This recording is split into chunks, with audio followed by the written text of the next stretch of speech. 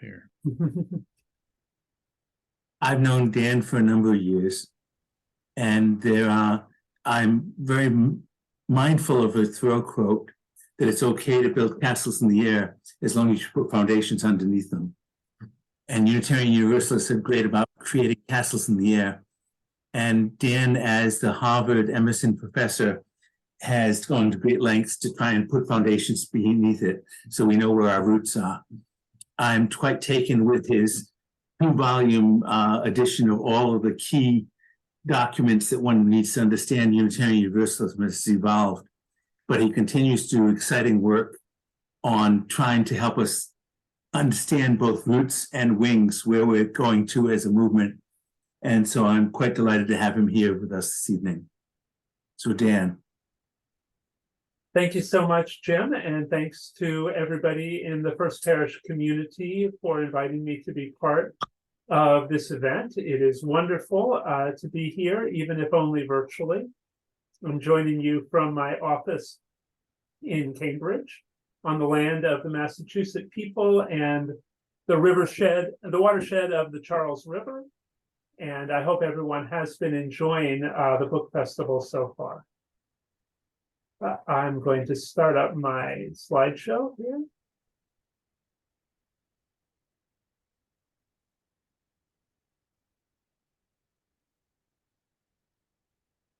Okay. And I'll just say I'll be talking for about 40 minutes, and then we should have plenty of time for conversation at the end. And those of you in the audience will be able to post questions through the Q&A function. Tonight, I will be talking about ancestors and about land.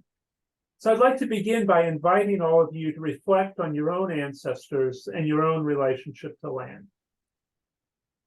Think first about the place where you grew up. Had any of your ancestors lived or died there?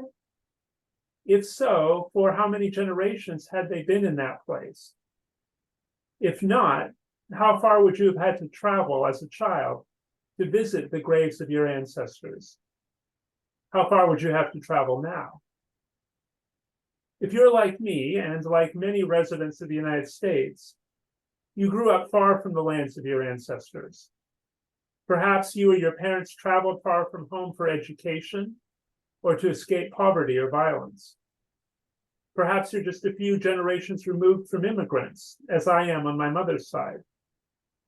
Perhaps you are 10 or more generations removed from colonial settlers who relocated every few generations, as my paternal ancestors did.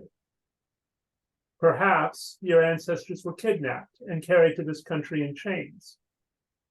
Perhaps your ancestors have been in North America for hundreds of generations, but were displaced by settlers.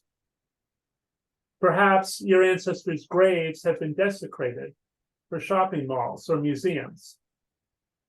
Through some mix of choice and violence, most people in the United States today live without a physical connection to our ancestors.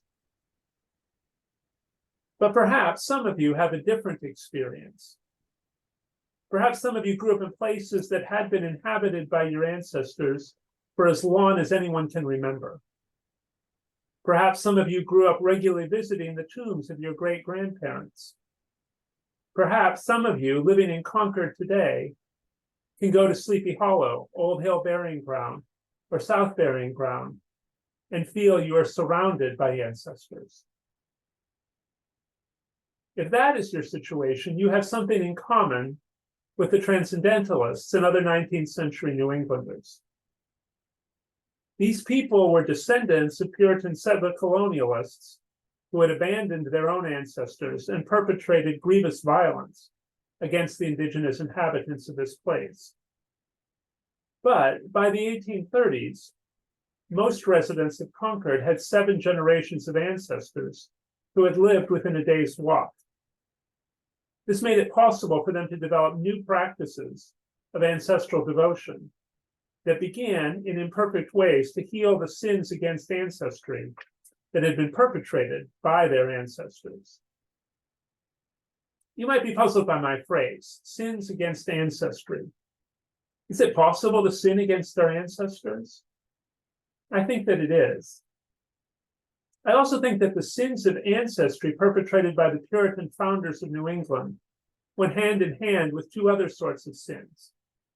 Sins against the indigenous and African people who were torn forcibly from their own ancestors, and sins against the land itself, which was treated as a resource to be exploited rather than as a living being deserving of mutual relationship.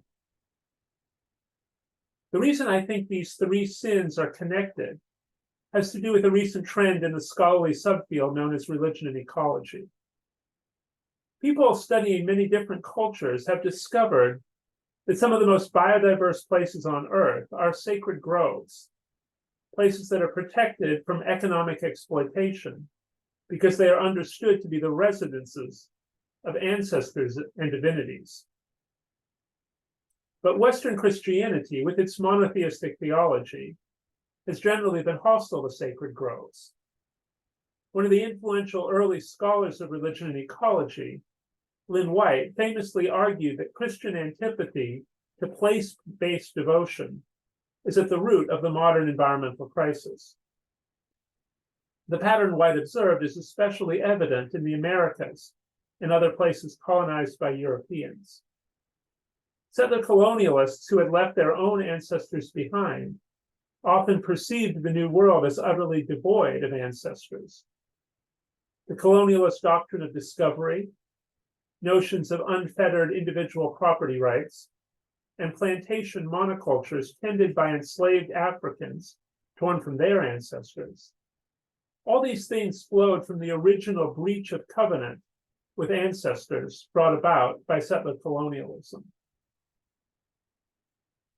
This is why Anat Singh and Donna Haraway have suggested that our current ecologically devastated age should not be called the Anthropocene, but rather the Plantationocene. Anthropocene implies that all people are somehow equally culpable. Plantationocene highlights that three different relationships between Europeans and nature, between Europeans and colonized people, and between Europeans and their own ancestors were violently disrupted at the same time. Because these three relationships were broken together, it's not likely that any one of them can be mended without attending to the others. We cannot heal our relationship with the earth unless we also address the violence of settler colonialism and white supremacy. And that will be easiest if settler descendants embrace practices of ancestral devotion analogous to those that have long sustained indigenous communities and those that diasporic and refugee communities have maintained against great odds. The Potawatomi biologist Robin Wall Kimmerer has pointedly asked whether American children of settlers and immigrants can learn to live here as if we were staying. We can learn this best if we do so in concert with our ancestors. The Transcendentalists are especially helpful companions on this journey because they were part of the first generation of US Americans to have 7 generations of ancestors in a single place. The idea that 7 generations have special ecological significance has been popularized by activists from the Haudenosaunee Nation. The Haudenosaunee also place strong emphasis on the white pine, the dominant species in the northeastern forests that span both Haudenosaunee territory and New England. As it happens, white pine live about 7 human generations. To think about our 7th generation ancestors is to think about people who might have been present when the tallest trees in our neighborhood first sprouted. To think about our 7th generation descendants is to imagine children who might see the trees we plant reach their full height. Ralph Waldo Emerson gave voice to this idea when he spoke at the dedication of Sleepy Hollow Cemetery in 1855, inviting his fellow Concordians to look forward to when these acorns that are falling at our feet are oaks overshadowing our children in a remote century. The Transcendentalists were also among the first Americans to realize that their ancestors had disrupted the landscape in ways that might threaten the well-being of their descendants.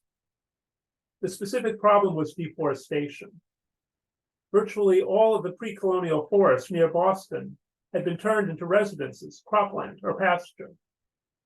Without trees, Bostonians had few opportunities to reflect on the ancestors who might have planted a seed or touched a seedling. What's more, they were beginning to understand the ways trees can stabilize the climate by holding water. The first to sound the alarm was the educator and citizen scientist George Barrow Emerson, who surveyed Massachusetts forests in 1846. This Emerson cast the problem as one of intergenerational responsibility. Though there were plenty of trees further west, he wrote, it was still worthwhile to reforest Massachusetts because this is our native land. It's painful to break the chain of affection which connects us with it. By preserving a healthy ecosystem, Emerson reasoned, Massachusetts could sustain a large population and reduce the temptation for young people to migrate west. Here we wish to live and to die, and when we die, we wish to be surrounded by those who are most dear to us.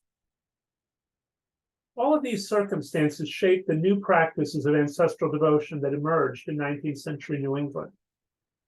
Tonight, I'll describe three interrelated devotional practices: the creation of rural or garden cemeteries, the establishment of large and biodiverse forest parks, and the writing of biographies.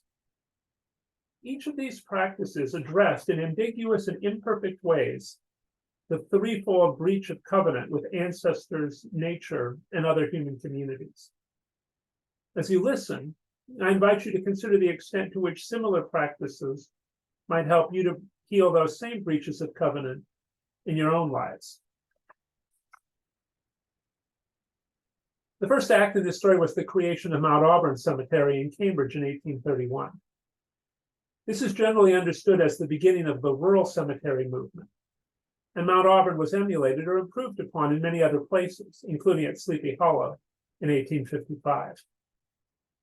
Rural cemeteries were not intended for truly rural communities, but planted on the edges of cities in settings intended to mimic the picturesque qualities of country cemeteries. In such settings, graves could be spread out more than in crowded city graveyards. They could also be interspersed with shade trees and walkways intended to encourage outdoor recreation. Mount Auburn was created by the Massachusetts Horticultural Society, an organization devoted to a more scientific and sustainable approach to agriculture. Thus, the society planted experimental gardens right next to the cemetery. Their vision was threefold. They wished to make death less frightening by connecting it with pleasant scenery. They wished to provide city dwellers with an accessible place to enjoy the outdoors. And they wished to foster the well-being of trees and other plants through scientific research. Oops. I didn't mean to go to this slide yet, but I'll leave it here. When Mount Auburn was consecrated, Judge Joseph Story explained the founders' motives in an address that invited Christians to emulate the ancestral rituals of their pagan predecessors. The strongest and most universal human feelings, according to Story, are the desire to die in the arms of our friends and to repose in the land of our nativity. Such feelings were shared equally by the heathen, dwelling in the darkness of his cold mythology, and the Christian rejoicing in the light of the true God. Story observed that non-Christians who supposedly lacked hope for life after death nevertheless strewed flowers and garlands and crowns around the grave. So why should not Christians also make cheerful the pathways to the grave? Why not honor the dead beneath the lofty oak and the drooping willow? 30 years after the cemetery's founding, nature writer Wilson Flagg was commissioned to edit a collection of essays and poems about it. By this time, the original rural beauty of Mount Auburn had been marred by ostentatious memorials and elaborate railings around many of the family plots. So Flagg designed his book as a concealed satire, lifting up what Mount Auburn should have been rather than what it was. Comparing ancient and modern tombs, Flagg concluded that modern democratic memorials should be simple and natural. Colossal monuments were the united work of despotism and slavery, he said. Rural cemeteries represented a democratic alternative. In them, we restore the remains of our friends to the bosom of the earth. People prefer burial under the protection of trees, Flagg explained, because we wish to associate our deaths and the deaths of our friends with memories of comfort. He told a poignant story of meeting a grieving young woman sitting upon a knoll underneath a large tupelo tree that spread its branches over the widening of a small stream in the valley. The woman's sister had died a few years before, and she remembered her by revisiting the place where they had so often gathered wildflowers. She had also transplanted flowers from that spot to the sister's grave. I think more of the flowers that spring up from her grave, she told Flagg, than I should of the proudest monument that was ever carved out of marble. For Flagg, this story epitomized the symbiotic relationship between love of nature and love of ancestors. When we walk through the grove, the hillside, the path by the river, we're reminded of incidents in our friends' lives, and thus the trees have a sacredness due to their alliance with the memory of our departed friends. When Flagg visited New England's older graveyards, he was continually impressed by nature's capacity to sanctify human memories. Flowers, he observed, spring up with a singular charm around these old graves, not because they've been deliberately planted, but because many a pious mourner has bedewed them with tears. The trees in old graveyards have extended their roots into the dilapidated mounds and almost obliterated them, while lichens decorate the leaning headstones. Flagg talked about the tradition of sacred groves, suggesting that towns ought to preserve their old graveyards as hallowed ground, because the trees that stand there have formed a grove, which ought to be as sacred as any that were in ancient days consecrated to philosophy. I must confess that the image you see now is not one of the older New England graveyards that Flagg loved to visit.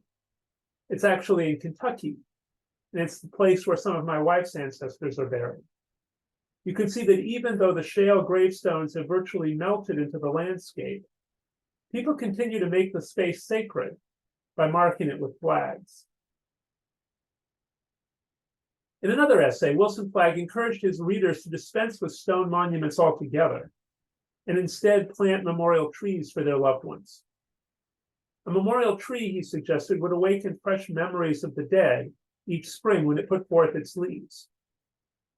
Flagg hinted that memorial trees would bring human ancestors, non-human species, and angels into a single spiritual conversation. Trees, when thus consecrated, might be regarded as the medium of constant messages from the dead to the living. When we sit under its shade in summer, we feel as if overshadowed by an angel's wings. Perhaps, he mused, there would be 1 million such trees in a century's time, and posterity would revere the custom that had saved so many trees from destruction. Here in Concord, much of Flagg's approach to ancestral devotion has been achieved at Sleepy Hollow. Established a quarter century after Mount Auburn, Sleepy Hollow avoided the features that drove Flagg to satire. There are no iron railings separating family plots from their neighbors. Many monuments at Mount Auburn tower over visitors. Many monuments at Sleepy Hollow, such as Emerson's, are made of uncarved rock. The wooded cemetery paths connect directly with the Reformatory Branch Trail and the Great Meadows National Wildlife Refuge, so that cemetery visitors are invited to encounter birds and beasts, and passing hikers are invited to commune with ancestors. Horace Cleveland, the designer of Sleepy Hollow, holds a special place in the history of American environmentalism. He came from a family with deep New England roots, as well as ties to America's global empire. His great-great-grandfather was the minister of the church in Medford, to which I now belong. Another ancestor was the clerk of court at the Salem witch trials. Like many Salem natives, Horace's father spent his young adulthood at sea, earning his fortune by opening U.S. trade with the French slave colonies in the Indian Ocean, and then circumnavigating the globe. Horace Cleveland himself was born 18 miles west of Concord in Lancaster, Massachusetts, where his parents moved after his father retired from the sea. Here, Horace was mentored by a circle of forest lovers. His mother, Dorcas Cleveland, championed the educational theories of Johann Pestalozzi, who advocated experiential learning immersed in the natural world. Dorcas Cleveland recruited a who's who of progressive teachers to the academies she founded. Horace learned to love trees from his teacher, George Barrow Emerson, who, as I already mentioned, was the first to warn of the dire consequences in New England deforestation. Another teacher was Elizabeth Peabody, later the founder of the kindergarten movement in New England. Keep in mind that in its initial formulation, the word kindergarten was meant literally. Children need hands-on activities like gardening in order to learn. Horace Cleveland also grew up next to one of the old cemeteries that Wilson Flagg found so inspirational. Here are some pictures of that cemetery in Lancaster. I took them 200 years after Horace was there, so the tree roots have had a little bit more time to push up under the stones. But now consider Eastwood Cemetery, which Cleveland designed for his hometown in 1876. If Sleepy Hollow represents a step along the path from Mount Auburn to the forest, Eastwood is one step further. I followed a path that I thought might lead me into an adjacent forest preserve, but then discovered more family plots scattered in among the trees, separated from one another by 50 yards or more.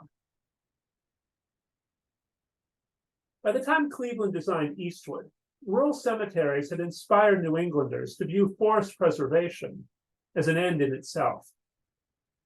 In 1847, when Roxbury announced plans to create a rural cemetery like Mount Auburn, the abolitionist editor Eliza Wright asked if some better provision cannot be made for the comfort of the living in regard to rural enjoyment. All prefer to sleep the long sleep under green woods, Wright went on, and some of us would like to breathe the fresh air while we live, oftener than we do. Observing that Boston would soon outgrow its common, Wright proposed that the city acquire a square mile of forested land, 5 to 10 miles from town, accessible in a few minutes by steam. The fitting up of such a park would cost little, Wright added, for nature is what we want to get at. Wilson Flagg offered Bostonians a similar vision of how they might bequeath millions of trees to their descendants.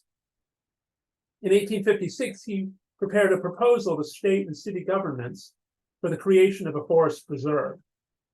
Every city, he suggested, should purchase 1,000 acres or more of wooded land to be kept as a preserve and to be used also as a place for the study of natural history and for summer recreation.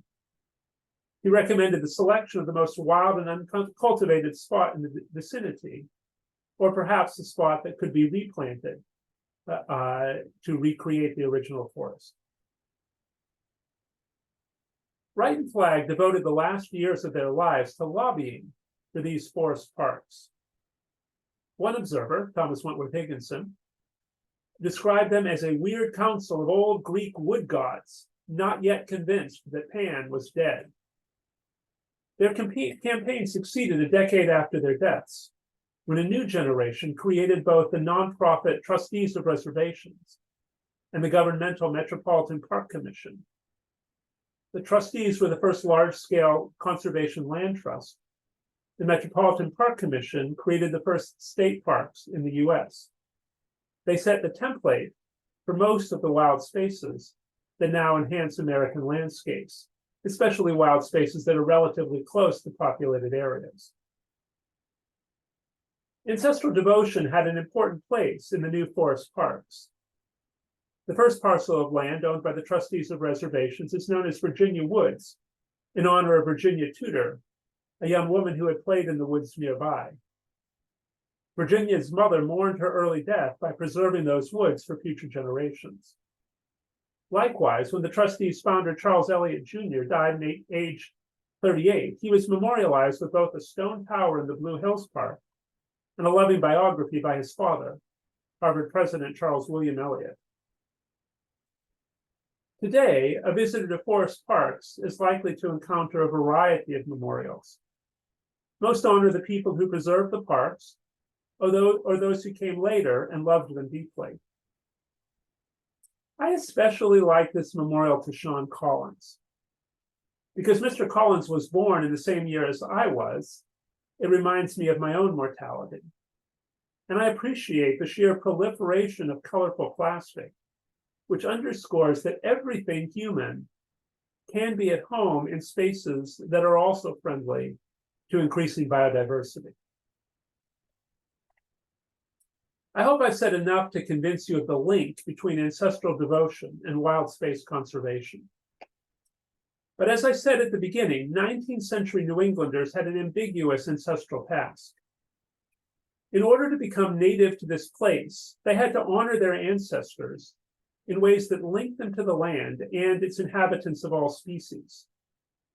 But they also had to heal the real damage that their settler colonial ancestors had perpetrated.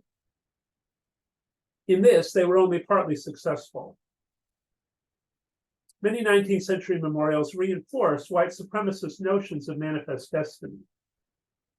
The legislation that created the Metropolitan Park Commission also preserved the banks of the Charles River from the harbor to the town of Dedham. When I walked a segment of the river a few years ago, I was startled to discover that my walk both began and ended with memorials to Leif Erikson.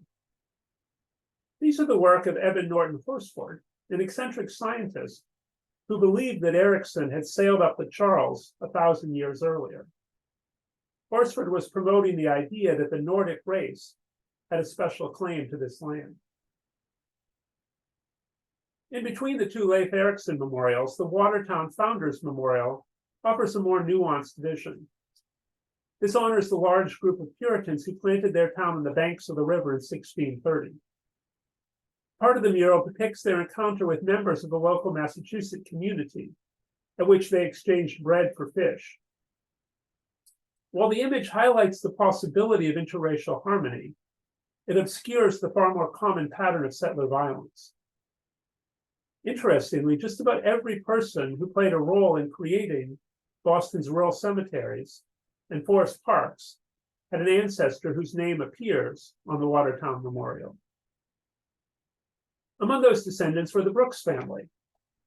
Thomas Brooks moved from Watertown to Concord, where he served as constable. With his son-in-law, he bought one of the largest estates in Medford. Over 2 centuries, his descendants became wealthy, first through the use of enslaved labor on their Medford estate, and later by selling insurance for ships that trafficked in slaves and slave-produced goods.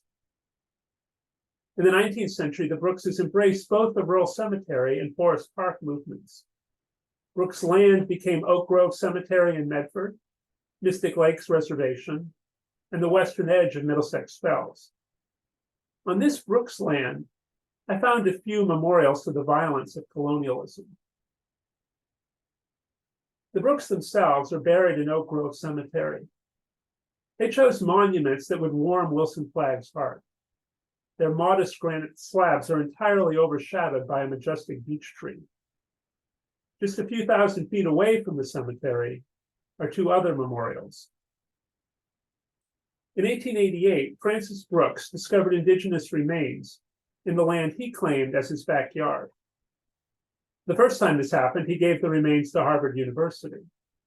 The second time, he chose a more respectful approach, reburying the remains beneath a monument to Sagamore John, the leader of the local indigenous community just before the arrival of white settlers. Several decades later, other members of the Brooks family gave the town a parcel of land, including a brick wall that had been built more than a century earlier, by an enslaved man named Pomp. The Brookses never gave a full account of their reasons for memorializing Sagamore John and Pomp. As far as I know, these memorials did not come with any public apology. Still, I believe that they are powerful examples of what ancestral devotion should look like in the plantation scene. They are located at the heart of what was once one of the largest slave plantations in New England and is now the neighborhood of West Medford. They remind their neighbors that the histories of colonial violence are not far away, but still living among us. They also connect neighbors to what eco-theologian Mark Wallace has called the wounded sacred of nature. They are in sites of both ecological and social woundedness. The Sagamore John Memorial, as you can see, sits literally in the middle of the street. Pomp's slave wall is on a sliver of land between a road and a train track. It's filled with plants that might be deemed invasive species, but it's also a wildlife corridor connecting other larger parks, making it easier for animal and plant species to spread through the suburban landscape. Together, these memorials invite New Englanders to continue the work of ecological restoration. And they promise that ancestors of all races and all species will be with us in this work. Another ambiguous memorial to colonial violence was the work of a noted Concordian. In 1889, Senator George Frisbee Hoare, who was the first president of the Trustees of Reservations, had an opportunity to honor one of his ancestors. Back in 1676, John Hoare had negotiated the release of a Puritan captive named Mary Rowlandson near a large boulder that became known as Redemption Rock. Rowlandson's tale of her ordeal in captivity became the first and most celebrated of the so-called captivity narratives that justified ongoing land theft by portraying indigenous people as heartless kidnappers. Sadly, these narratives were still being used in this way when George Frisbee Hoare purchased Redemption Rock. The Hoare family preserved the spot until the middle of the 20th century, when they transferred ownership to the trustees. I first encountered it a few years ago while hiking the Mid-State Trail to Mount Wachusett. On the occasion of Hoare's purchase, an admirer published a pamphlet that illustrates how ancestral devotion can go wrong. The pamphlet urged modern white people to meditate on how the Puritans had, quote, hewed through the dark forest of ignorance and oppression. It painted an especially negative portrait of Wampanoag leader Metacomet, whose bloodthirsty soul was not satisfied with the amount of human gore he had spilt, or the sacrifices that had been made on the altar of his barbaric cruelty. Only in passing did the pamphlet writer acknowledge that Metacomet's proud soul had been wounded by the ingratitude and wrongs with which Puritans returned his initial hospitality. So far, I've described two ways that people of the Transcendentalist generation honored their ancestors: by planting garden cemetaries and by incorporating memorials into forest parks. A third practice was the writing of biographies. When an admired elder died, friends delivered memorial addresses or incorporated reminiscences and correspondence into a memoir or biography. Unlike the biographies you might read today, these made no pretense at objectivity. The main point was to honor the dead. Usually, they honored distant ancestors as well as the recent dead, often by incorporating elaborate genealogies. They also retold Puritan and Revolutionary history in order to make sense of more recent lives. On occasion, these retellings contributed to the work of racial and ecological justice. One such retelling was Henry David Thoreau's plea for Captain John Brown, delivered here in Concord 2 weeks before Brown's attack on Harper's Ferry, and a month before Brown's execution. I hope some of you devoted Concordians already know this text well. In one passage, Thoreau said that Brown was like the best of those who stood at Concord Bridge once, on Lexington Common, and on Bunker Hill. He also said that Brown was one of that class of whom we hear a great deal, but for the most part see nothing at all, the Puritans. It would be in vain to kill him. He died lately in the time of Cromwell, but he reappeared here. Why should he not? The Puritans were of a class that did something else than celebrate their forefathers' day and eat parched corn in remembrance of that time. With these words, Thoreau was wrestling with one of the big puzzles in the story of John Brown. Brown's supporters were Transcendentalists or radical Unitarians, but he was an Orthodox Calvinist. Thoreau acknowledged that difference by calling Brown a Puritan, but then redefined Puritanism.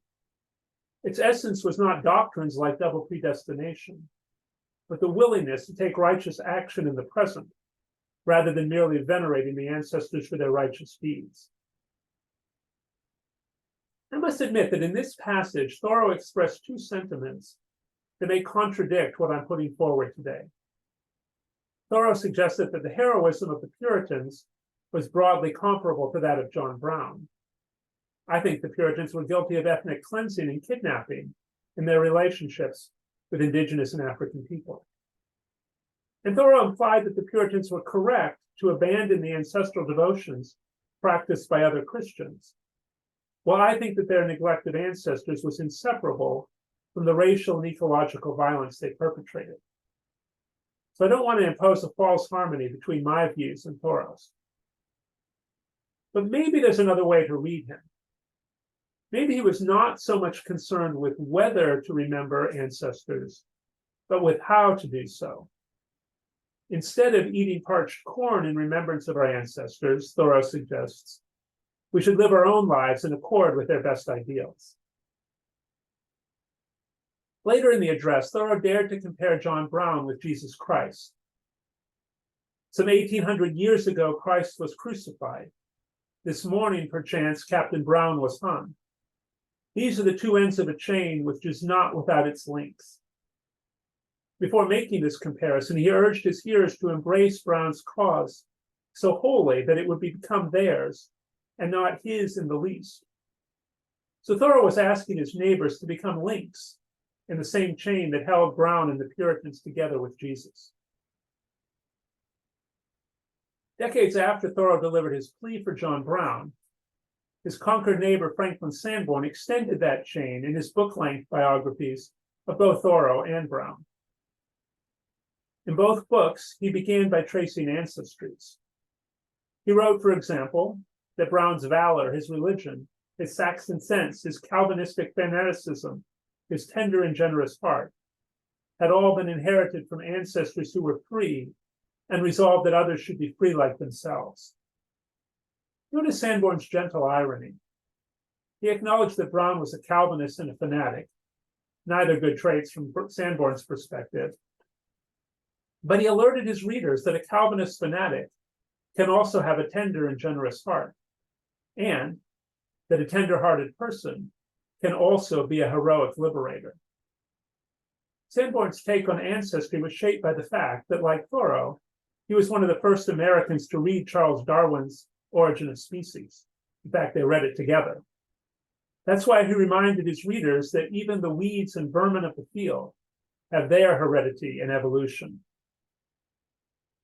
Just as Sanborn invited weeds and vermin to participate in the noble ancestry of John Brown, so too he invited his neighbors to participate by telling Brown's story through their eyes. He incorporated first-person testimonies like that of Henry Stearns, a boy from Medford whom Brown got to know during a fundraising trip. At age 13, Henry Stearns offered Brown his pocket money to buy something for the abolitionist children in Kansas, and asked Brown to write him a letter about what sort of a little boy you were. Brown obliged with a narrative designed for young readers.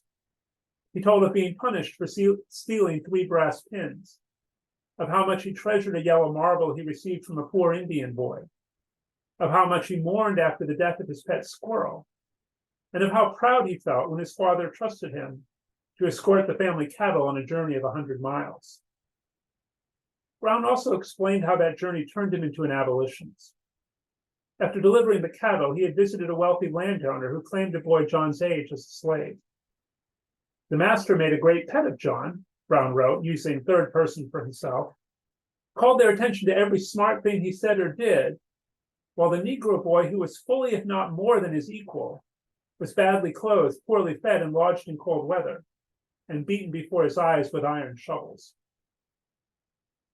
Now, a modern biographer might extract the factual details from this story without mentioning Henry Stearns at all. But by telling Henry Stearns' story alongside John Brown's, Sanborn made it possible for us to imagine one little boy becoming inspired by the story of another. He allowed us to see the links in the chain of ancestral devotion as they were being forged. So it's only fitting that another biographer would link Sanborn himself into the chain of beloved ancestors. To tell the story of how this happened, I must take us back to Sleepy Hollow for a moment. I suspect I've spent less time at Sleepy Hollow than many of you, but I was there a few weeks ago in preparation for this talk. When I visit a famous cemetery, I often carry a guidebook, but I also spend time wandering aimlessly in case I encounter the grave of someone who's known to me through my historical research, but not in the book. At Sleepy Hollow, I used my guide to find some B-list Concordians who don't get as much attention as Emerson or Louisa May Alcott. I dutifully placed a memorial stone in the grave of Barzillai Frost, that of Elizabeth Peabody, and the last grave on my list was Franklin Sanborn's. Up to that point, I had not made a single surprising discovery, and to be honest, I was feeling a bit disappointed. Not to mention it was starting to rain and my train back home was coming soon.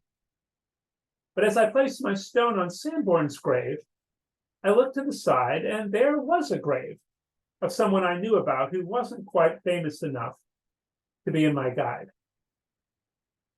That someone was Frank Preston Stearns, younger brother of the Henry Stearns, who asked John to tell his story. I know about the Stearns brothers because their father, George Luther Stearns, is a cherished ancestor of my own congregation, the UU Church of Medford. George Stearns and Frank Sanborn were the two least famous of the Secret Six funders of John Brown's raid on Harper's Ferry. Perhaps because of their common abolitionist work, Stearns sent his sons to the school in Concord where Sanborn taught in the 1850s. By the 1890s, Frank Stearns was following in Sanborn's footsteps as a writer of biographies. He wrote a collection of sketches from Concord, featuring Hawthorne, Emerson, Louisa May Alcott, and other authors. His opening chapter on Concord 30-odd years ago included several pages on Sanborn. According to Stearns, Sanborn was the most genial and good-humored of schoolmasters, someone who enjoyed teaching and wished his scholars to enjoy learning. Sanborn had learned his student-centered pedagogy from Bronson Alcott, but he may have outdone Alcott in its actual practice. On one occasion, Alcott himself came in for a guest lecture on the higher mental faculties that supposedly distinguish humans from animals. Alcott nearly lost his composure when one of Sanborn's pupils demonstrated the courage to talk back. "Dogs have a conscience. I've seen it," declared a boy from the back of the class. Alcott's rebuttal was too pathetic for me to mention. Sanborn's teaching style, according to his student Stearns, enabled students, even those from racist families, to become links in the chain connecting John Brown to the ancestors. In 1860, U.S. Marshals arrived in town to apprehend Sanborn and try to force him to testify in a hearing on Harper's Ferry. They were thwarted by loyal schoolboys who, quote, rushed to his rescue, and foremost among them a Baltimore boy who had been cursing his teacher as an infernal abolitionist for the previous 6 months. I've said that Stearns credited Sanborn's teaching style for turning his schoolfellows into links in the chain connecting John Brown and Jesus Christ. But he also gave credit to the landscape of Concord itself.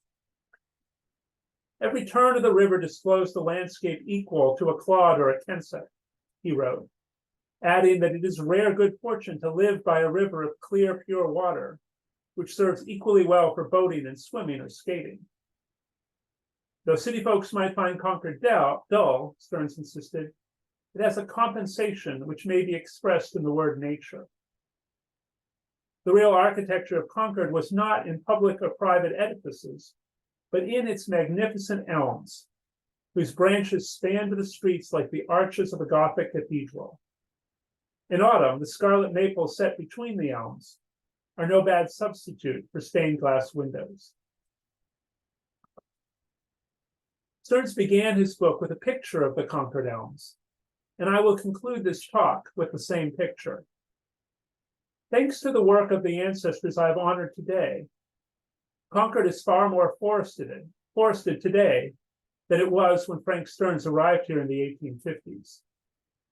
But these elms have vanished from Concord and from most of New England, victims of a pandemic not unlike the one that swept through the human world over the past few years. We're gathered tonight on Zoom because that pandemic is still with us. We are gathered, at least metaphorically, in a town called Concord, even as war continues to rage around the world, most tragically between two nations, Israel and Palestine, that both have good reason to fear that the world would not care if they were utterly destroyed. Our moment demands so much of us.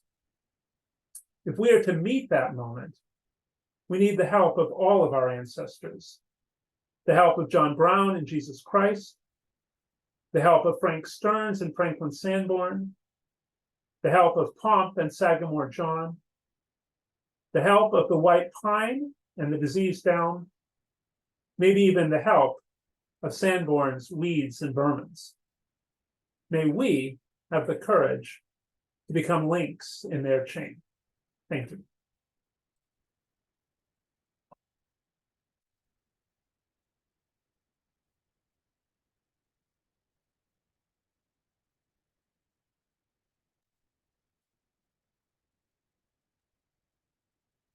Thank you, Dan. This would be a good time if anyone has any questions to send us to them in the chat. Do you want them to send them in the chat or in the Q&A? Well, I'm watching both.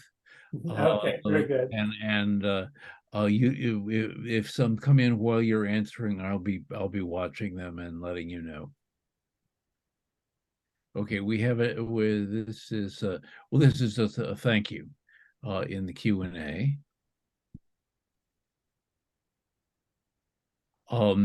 I do have an email that came to me via Eventbrite, and I'd like to answer this for everybody because this is someone who is asking if this lecture was recorded. It has been recorded, or rather it is being recorded since it's technically not over. And everyone who has registered on Eventbrite will be sent a link to watch. It'll be on First Parish's YouTube channel. Usually takes a few days to get everything edited and posted up there, but as soon as it's up there, we'll send out the link. So Dan, when you go walking in the woods in Concord or elsewhere, how often do you invoke the ancestors as part of your meditation practice? Yeah, well, usually when they present themselves to me, as they often do through the presence of memorials,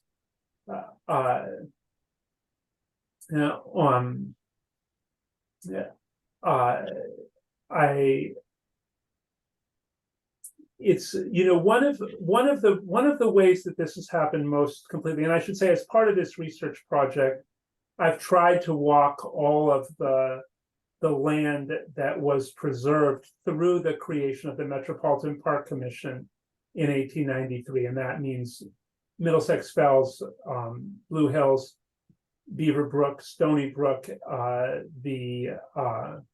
the banks of the Charles, Mystic, and Neponset River, and some parts of the seashore. And one of the tragedies of this story is that much of this work was largely forgotten in the first half of the 19th century. A lot of these parks were intended to be accessible to Bostonians by train. With the rise of the automobile, that structure was forgotten, and many of these places really became dumping grounds for much of the 20th century. And environmentalists in the 1960s, 70s, 80s had to do the hard work of recreating active relationship with the land. And so I would constantly come across memorial benches to the people who had entered into relationships with just one little tiny bit, say, of the riverbank in 1975 or something. And that really made me conscious of something I'd also learned academically, that this idea that the purest wilderness is one that's entirely devoid of humanity gets it exactly backward. The biodiversity doesn't thrive in the absence of humanity. Biodiversity thrives when humans see the land as home to our ancestors, both human and more than human. And now the Q&A is starting to fill up. Yeah, we have a question here from Professor Robert Gross. Yeah. Are you reading this, Dan? Okay. Yeah, in case others aren't seeing it, Robert writes, your invocation of the Middle East raises the problem. Both Palestinians and Israelis invoke ancestral rights to the same land and engaged in sacred violence to sustain it. How do you disentangle ancestral consciousness from violent defense of proprietary ownership? Yeah, so this definitely makes me want to know more about the sacred groves that I invoked at the beginning. But I guess my hope is that a sacred grove is a site not of proprietary ownership, but a site of mutual relationship, and a site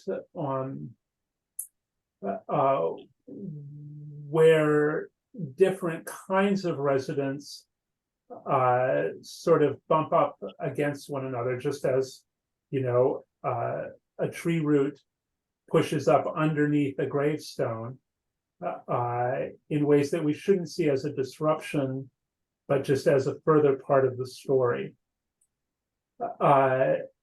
I do think when there are histories of sacred violence and simply histories of the claiming of ownership in problematic ways, it is important to create memorials that acknowledge that history. And really, when I was lifting up the Slave Wall and the Sagamore John memorials as examples of this, I was thinking of something that is very common in Germany and very rare in the United States, which is that someone simply walking through a neighborhood in Germany is often reminded through names carved into the bricks on the ground or other sorts of memorials that this is a place where genocide took place.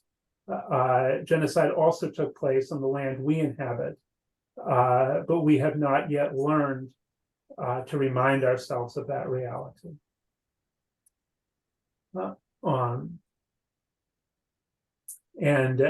Tammy says, sometimes I feel like the ancestors, transcendentalists, tap me on the shoulder and bring my attention to something when I'm doing research. Have you ever had a supernatural happening or just something uncanny while walking or while doing research? Yes, absolutely. This is my research method. I walk and I find out what people have to tell me. And I'll just quickly, this probably is the sort of example that deserves more time, but I will quickly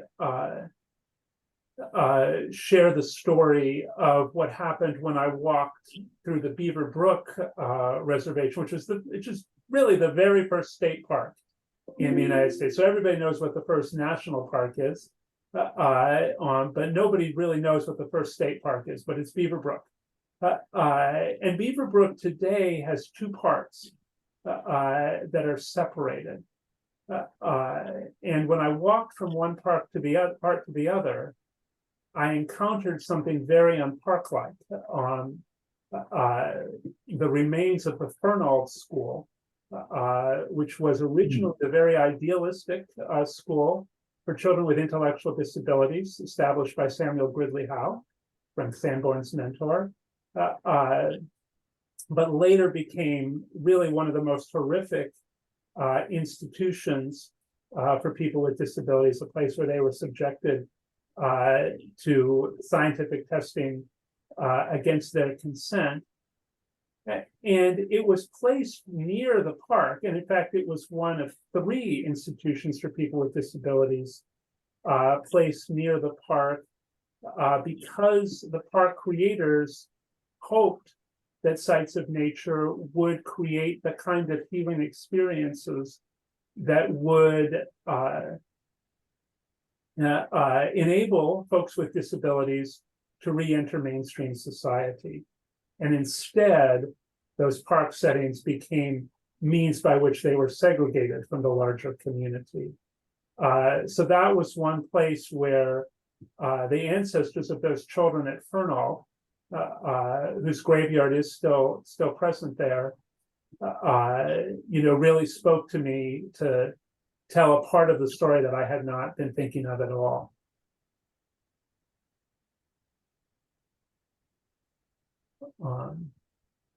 We have another note that is not so much a question as just a reflection on how someone connected with what you were saying. Yeah, would you like to read these comments on Victor? This was amazing. This is from a member of the audience. This was amazing. Thank you. I was drawn to your presentation after recently discovering my ancestors were Puritans in the colonies, as well as plantation owners. I feel overwhelmed by this development, but your presentation gave me a sense of empowerment in finding tools to create memorials, acknowledge the history, and educate my family about our history.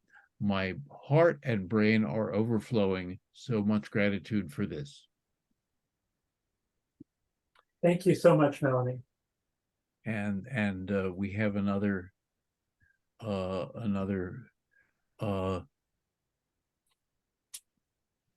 don't know if you want to read that or comment on that, or have me read it. It's from yeah, Diane writes, I had both of our family poodles buried in a pet cemetery with the thought that if the only way I can preserve trees and general greenery is to financially support a pet cemetery, I'm happy to do so. I'm hoping that the cemetery will never be used for any other purpose. Yes, absolutely. You are standing in this chain of 200 years of ancestors who've been doing exactly the same thing.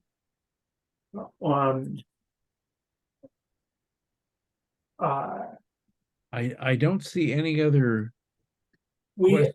Edward Williamson is trying to raise a question, and we also have Carolina's. I think that's maybe a direct. No.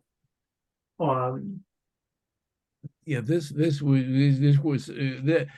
was part of our conversation before the actual lecture started, but possibly if Edward Williamson is still listening, is it possible that are you trying on this? Because you could also, you are still there. So what I would suggest is you use the email address from Eventbrite to send me an email, and I will get that. I have my email here, and we'll wait a minute for you to do that, because that will take a minute to make its way through the ether. And I think Carolina has a question as well. Miss Carolina, or I was going to say something too. If Carolina, you go first. Thank you, Shelley. I was just recalling the Ward lecture in the last General Assembly, and Emmanuel Perry was talking about ancestors as well, and she talked about Frances Harper. She really went through it, and I'm just reading from my question. I'd like to know what you would have to say about learning and sharing the histories, not exactly or not necessarily teaching histories of Unitarian ancestors who weren't part of the American radical tradition, but were somewhat engaged in abolitionism or the women's rights movement, for instance. So how would you perceive the subtle contradictions and the nuance in introducing that subject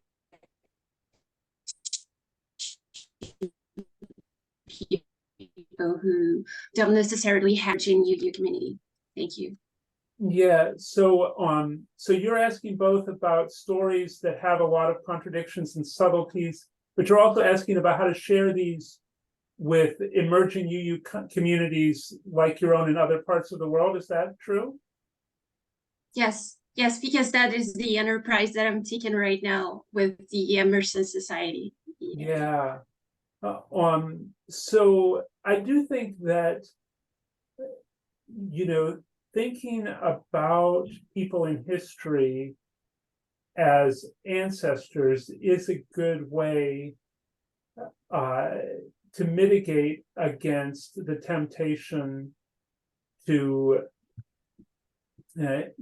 cast them tidily as heroes or villains, because we know that nobody in our own family is a pure hero or a pure villain, that they all have complexities, and being in relationship means coming to terms with both sides.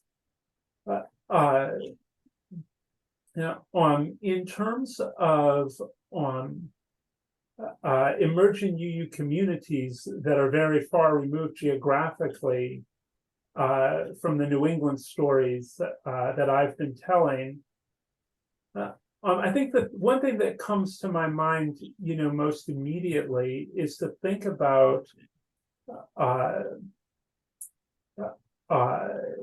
the points of interchange more globally. So I talked a lot about how Horace Cleveland was shaped by his childhood in Lancaster, but he also had a part of his childhood in Cuba when his father was serving as assistant U.S. consul, in its relationship with a society that was heavily based on slave labor, and likewise in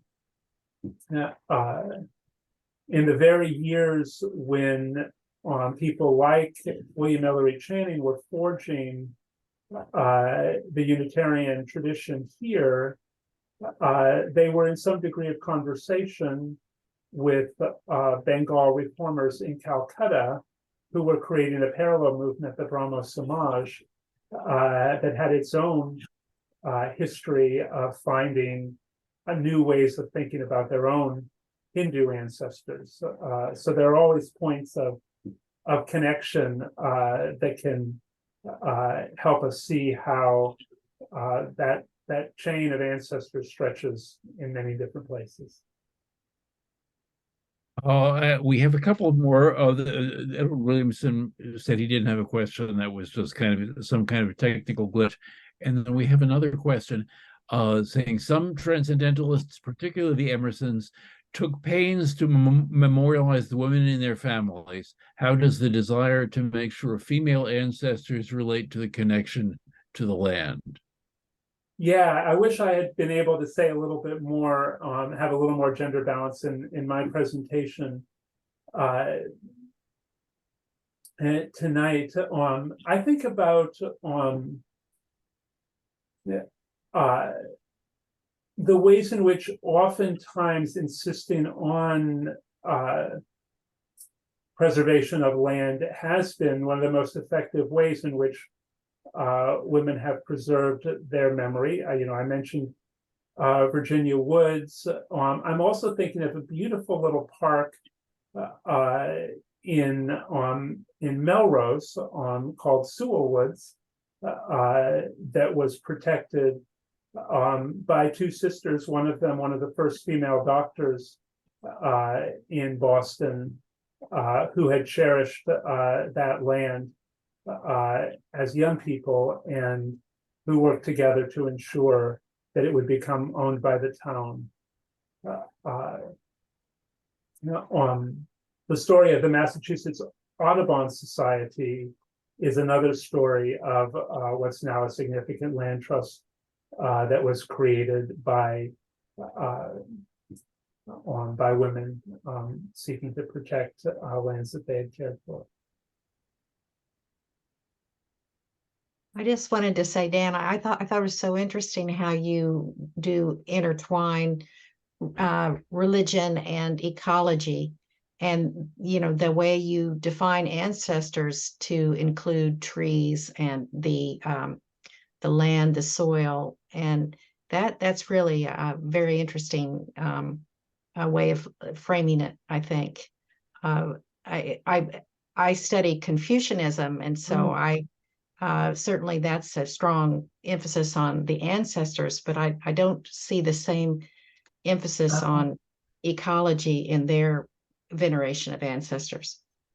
Yeah, that's so interesting. I know almost nothing about Confucianism, but I do know that one of the major founders of the field of religion ecology, Mary Evelyn Tucker, is largely a Confucianism scholar. So Yes. I wish we could conjure her up right now. Yeah. And ask Maybe her to reflect on that. Yeah. Very good. Are there Confucian sacred groves or only Taoist sacred groves? Oh, well, there are temples that do have a sacred feeling. So Yeah. I stand corrected. There must be an aspect of it that it's very rich, but yeah, interesting.